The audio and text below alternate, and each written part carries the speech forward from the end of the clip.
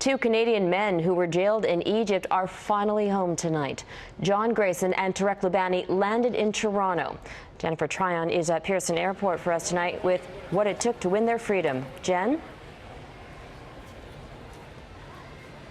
There was cheering as they made their way out from behind the gates, the first footsteps on Canadian soil after being detained in Egypt for the last 2 months. They came up to the podium to thank those that have supported them through this journey.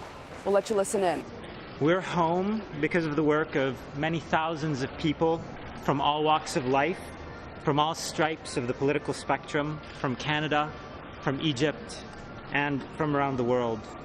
They were outraged at our arbitrary arrest and spoke out for our release. Our deepest gratitude goes out to all of them. And if it wasn't for the supporters that are here today, they may have been detained in Egypt much, much longer. Political prisoners often require political pressure for freedom. Greyson and Loubani's supporters are convinced that's why they've been released. Widespread international attention, without a doubt, puts pressure on countries. Their families lobbied government, appealing to anyone who'd listen to have them freed. The pair only recently learning of what it took to get them out of Egypt. We're just getting a sense now of the incredible support that was there that came together. There are nearly 1,600 Canadians being held in foreign prisons, most found guilty after a fair trial. However, some are caught in regimes like Egypt and Iran, where due process is not routine. When you're inside in the jail, you really don't know what's going on outside behind the walls.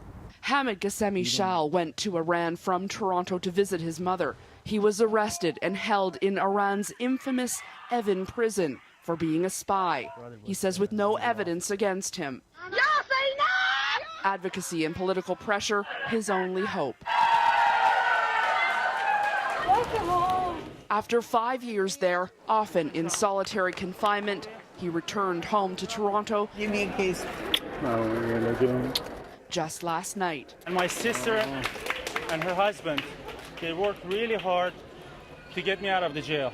And I deeply appreciate it from everybody. Thank you. Foreign Affairs says it's often handcuffed, even when human rights are being violated, stating the government of Canada cannot interfere in the judicial affairs of another country.